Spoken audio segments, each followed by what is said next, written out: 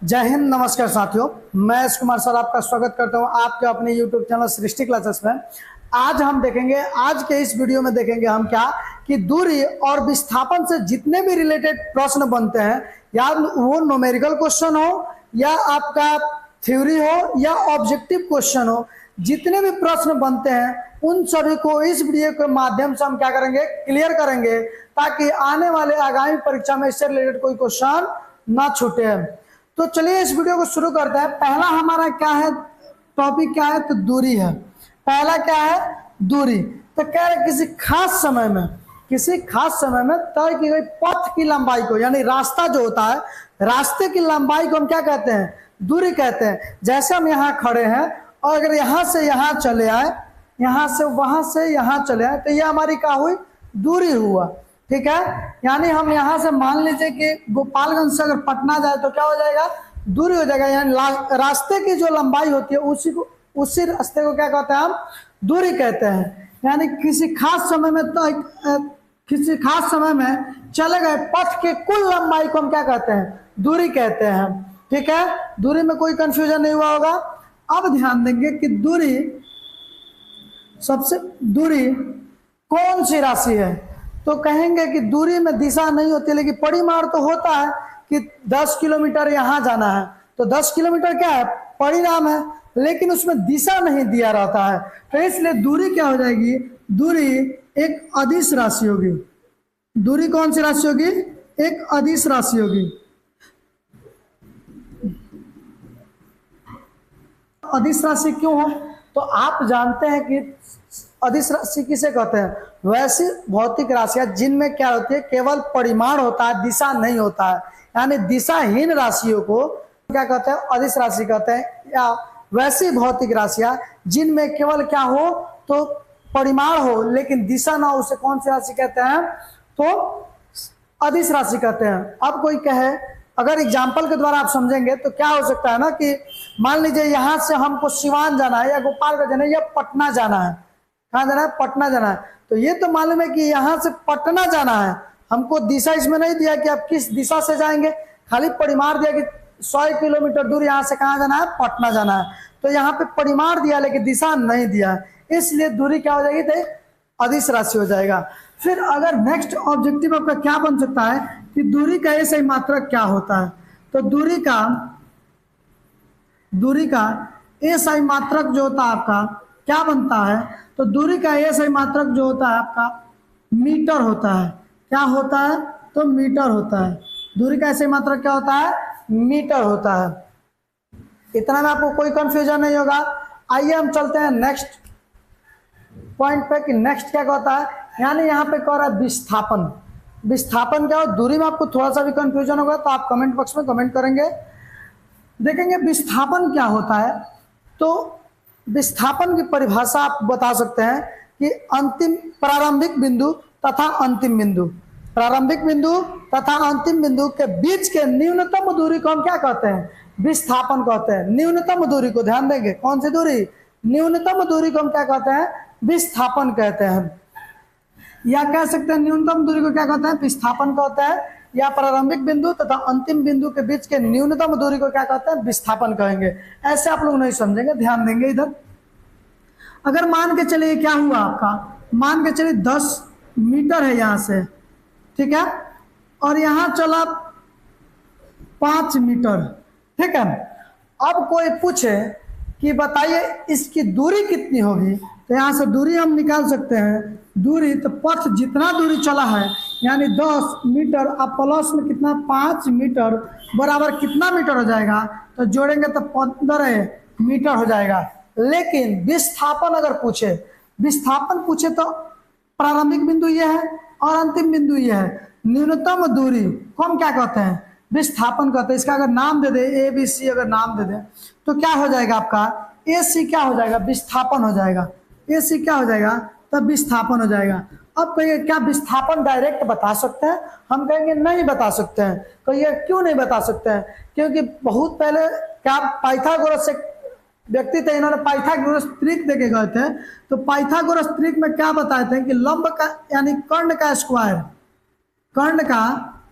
बराबर होता है लंब का स्क्वायर अब प्लस में आधार का स्क्वायर होता है। अब आपको कौन यहाँ दिया ही नहीं है, यानी AC बराबर क्या हो जाएगा, AC बराबर लंब दिया, लंब क्या है AB हो जाएगा, तो AB कितना दिया तो 10 का स्क्वायर हो जाएगा।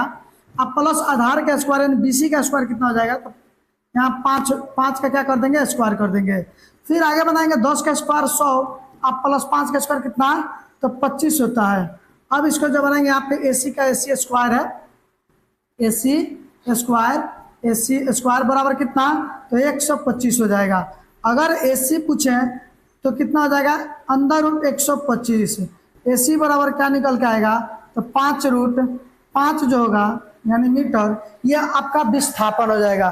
क्या हो जाएगा विस्थापन हो जाएगा, यानी कोई विस्थापन पूछे तो क्या हो जाएगा यानी 5√5 मीटर। ये विस्थापन हमेशा नहीं होता है, इस क्वेश्चन के हिसाब से बता रहे हैं कि आपका विस्थापन कितना होना चाहिए तो 5√5 होना चाहिए। चलिए इससे रिलेटेड जो है कुछ और पॉइंट को हम क्लियर कर लेते हैं। जैसे मान के चले कि अगर पूछें कि विस्थापन कौन सी राशि है, तो आप बताएंगे सर विस्थापन कौन सी राशि है, तो विस्थापन एक सदिश राशि है। कौन सी राशि है सदिश राशि है। क्यों सदिश राशि है, क्योंकि इसमें दिशा भी होता है और परिमाण भी होता है, यानी सदिश राशि हो जाएगा। विस्थापन कौन सी राशि सदिश राशि हो जाएगा। अगर कोई पूछे विस्थापन का ऐसा मात्रक क्या होगा, यानी विस्थापन का मात्रक क्या होगा जी, तो इसका भी क्या हो जाएगा मीटर ही हो जाएगा। यानी मीटर क्या किसका विस्थापन हो जाएगा, दूरी का मीटर ही होता है और विस्थापन का भी क्या होता है मीटर ही होता है। नोट हमेशा याद रखेंगे क्या कि दूरी जो है ये कभी भी ऋणात्मक नहीं होगा, धनात्मक हो सकता है और शून्य भी हो सकता है। यानी दूरी धनात्मक और शून्य हो सकता है, लेकिन ऋणात्मक दूरी कभी नहीं होगा। वही विस्थापन की बात करें, विस्थापन तो विस्थापन आपका ऋणात्मक शून्य तथा पॉजिटिव यानी धनात्मक तीनों हो सकता है, ठीक है। और इसी के साथ एक और पॉइंट याद रखेंगे क्या कि दूरी और विस्थापन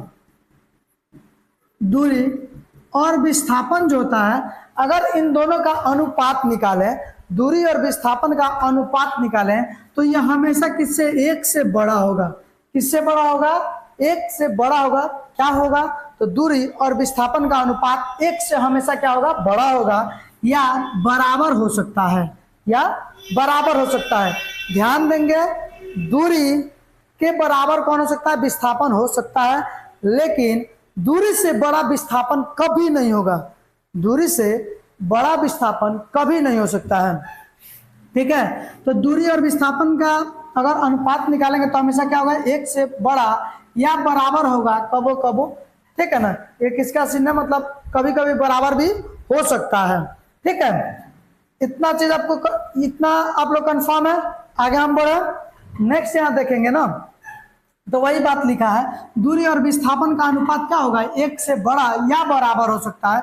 दूरी और विस्थापन का अनुपात जो होगा एक से बड़ा या क्या हो सकता है बराबर हो सकता है। इधर नोट ध्यान देंगे तो यदि किसी वस्तु का विस्थापन शून्य है, कोई वस्तु का विस्थापन शून्य है, तो बल द्वारा उस पर किया गया कार्य भी क्या होगा शून्य होगा। अगर मान के चले विस्थापन शून्य होगा तो उस पर बल द्वारा किया गया कार्य भी क्या होगा शून्य होगा। अब देखिए एक एग्जाम्पल को, अगर इस चीज को आप लेबर लोग के साथ जो मजदूर होते हैं उनके साथ अप्लाई कीजिएगा तब तो आपका खैर नहीं। कैसे मान लीजिए कि कोई वस्तु है, यहाँ से उसको उठा के दूसरे जगह पे ले जाना है, फिर आए दोपहर में हम बोले कि ना वो पहले ही ठीक था, वहीं से उठाकर फिर दोबारा जहाँ पे था वहां पे रख दीजिए। अब वहां पे वो बेचारे दिन भर में यहाँ से वहां और वहां से यहाँ करते रह गया, और शाम में जब पैसा मांगने आया तो आप कहेंगे फिजिक्स कहता है कि विस्थापन अगर शून्य तो कार्य भी क्या होगा शून्य होगा, इसलिए आपका एक भी पैसा नहीं बनता है। दिन भर के कुल मेहनत आपका ऊपर निकाल देगा वो, बात समझे। तो इसलिए ये कह रहा है नोट यही कि विस्थापन अगर शून्य होगा तो बल द्वारा किया गया कार्य क्या होगा शून्य होगा। इतना थोड़ी सी भी अब दिक्कत हो तो बोलिए, क्या यहाँ पे दिक्कत हो सकता है या बोलेंगे कैसे? रिकॉर्डेड वीडियो है ये, ठीक है ना। लाइव इसलिए नहीं कराते हैं क्योंकि हम मार्केट में कोचिंग चलता है, ठीक है ना, तो यहाँ से शोरगुल होते रहता है। तो रात में वीडियो आदमी शूट करता है आप लोगों के लिए, तो उसमें भी लाइट बार बार कट जाता है या कुछ कुछ परेशानियां आ जाती हैं, टेक्निकल इश्यू आ जाती हैं, ठीक है ना। तो इन सबको ध्यान में रखते हुए और कोशिश किया जाता है कि अच्छा से अच्छा कंटेंट आपको दिया जा सके और बेहतरीन तरीके से समझाया जा सके, ताकि आपका एग्जाम क्वालिफाई हो सके और किसी भी एग्जाम में कोई इस टॉपिक से रिलेटेड कोई क्वेश्चन ना छूटे। तो चलिए हम नेक्स्ट आगे देख लेते हैं। क्वेश्चन का यहाँ देखेंगे तो कह रहा है दूरी और विस्थापन में क्या कह रहा है? अंतर कह रहा है। दूरी और विस्थापन में अंतर, देखिए किसी भी प्रश्न को रटना नहीं है। अभी अभी हम क्या पढ़े हैं? दूरी पढ़े हैं, विस्थापन पढ़े हैं। दूरी क्या पढ़े हैं? तो पथ की जो लंबाई हम तय करते हैं उसी को क्या कहते हैं? दूरी कहते हैं। विस्थापन क्या पढ़े हैं?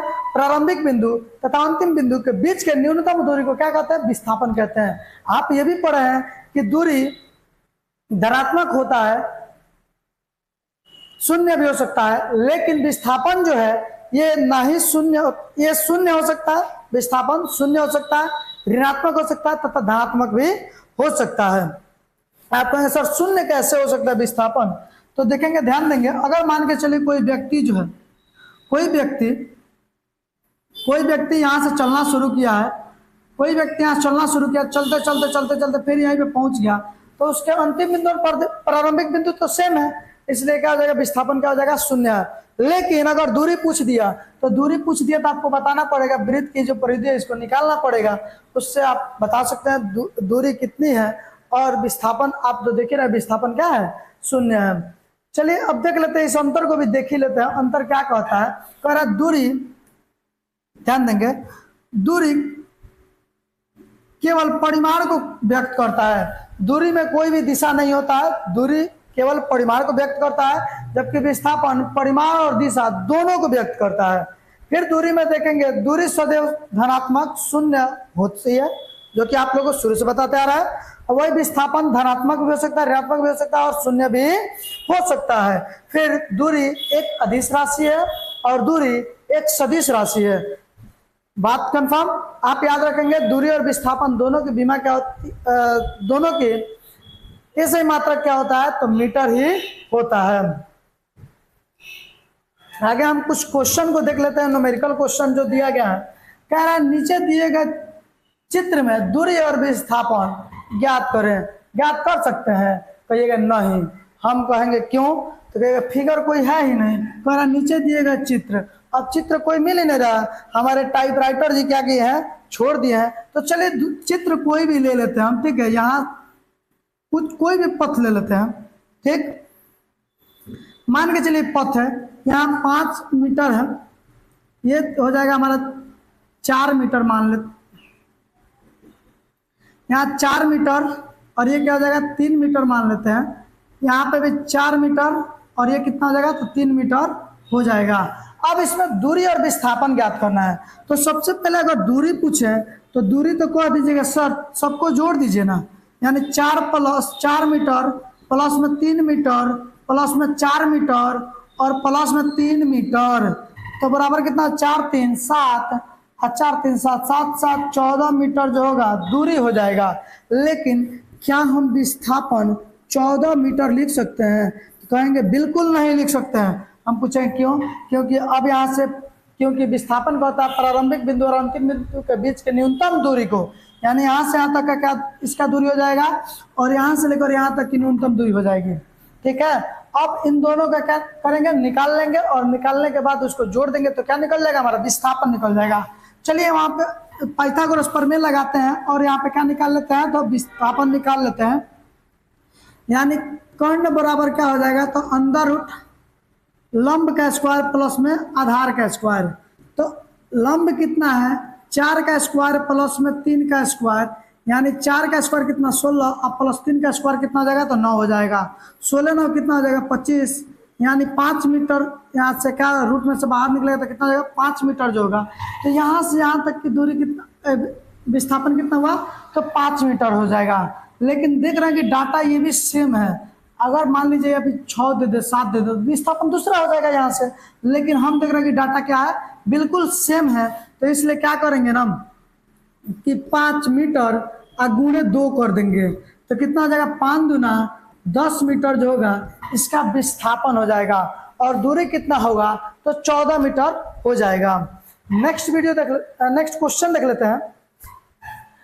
कह रहा है अगर कोई वस्तु किसी वृत्ताकार पथ पर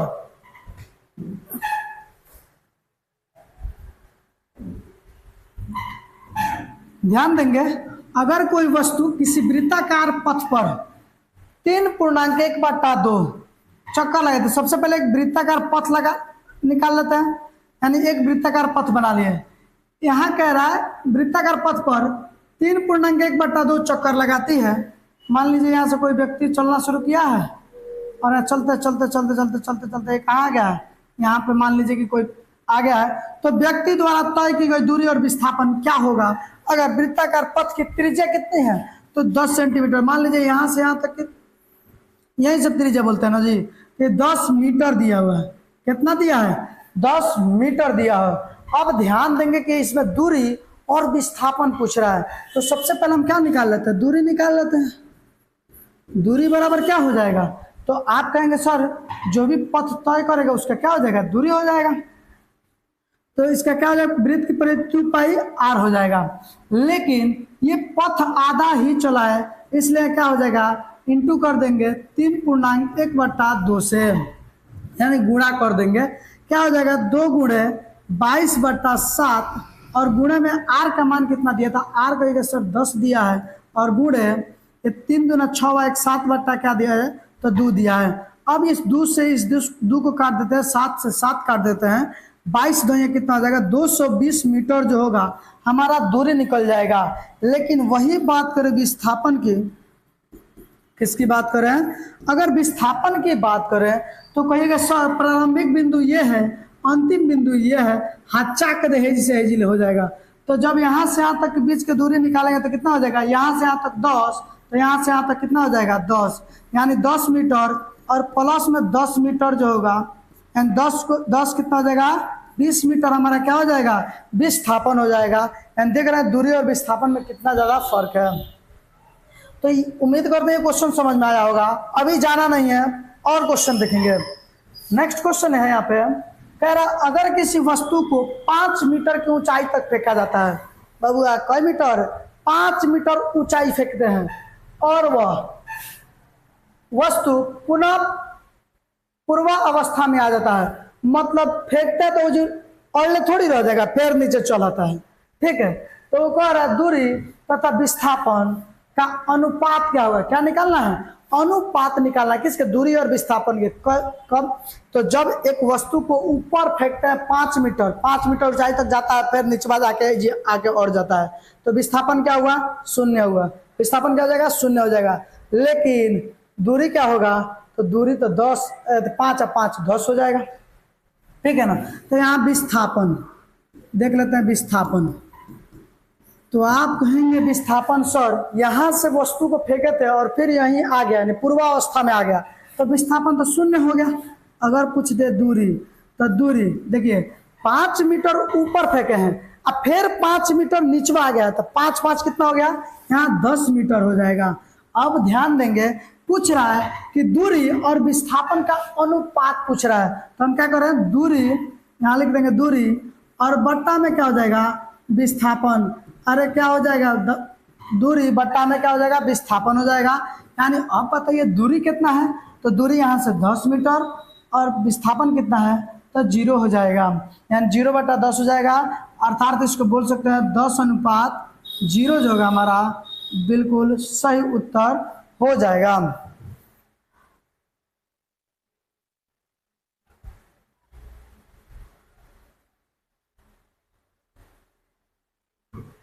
तो उम्मीद करते हैं जितना भी प्रश्न समझाया गया है, जितना भी दूरी विस्थापन या न्यूमेरिकल क्वेश्चन या उससे रिलेटेड पॉइंट बताया गया होगा, आपको बेहतरीन तरीके से आपके भेजा में ढूक गया होगा। अगर आपको समझ में आया है तो इस वीडियो को शेयर करें ताकि और भी लोग सीख सकें। अगर कोई डाउट है तो आप कमेंट बॉक्स में कमेंट करेंगे, वहां से आपको रिप्लाई दिया जाएगा। अगर अच्छा लगा हो तो चैनल को सब्सक्राइब करें। जय हिंद, जय भारत।